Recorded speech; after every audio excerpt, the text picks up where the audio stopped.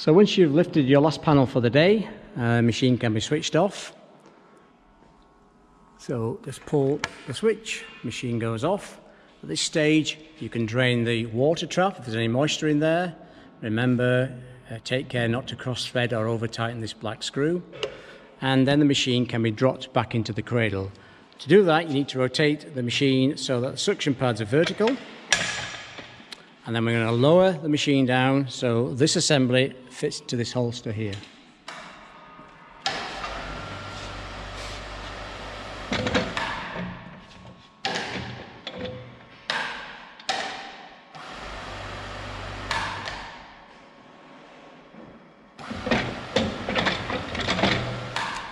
And if it's the final time you're using it, we're going to transport it back. Make sure to put the locking pin through the machine and retain that with the R-clip at the back.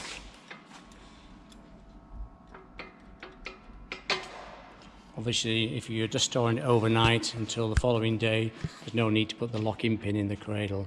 But this is the best position to store the machine between panel lifts, or between usage, I should say. In this position, the suction pads can recover their shape, so they're ready for the following day's use. The machine is upright, and that's got best protection from rainwater, and you can charge it in this position. So please use this cradle for storage in between usage sessions, and make sure you pack it away carefully afterwards so that we can arrange transport when the machine's off-hired. We'd appreciate it if all the components are put into the transport plastic boxes. The blanking plugs, for example, can go back into one of these plastic containers, and the instruction manual as well.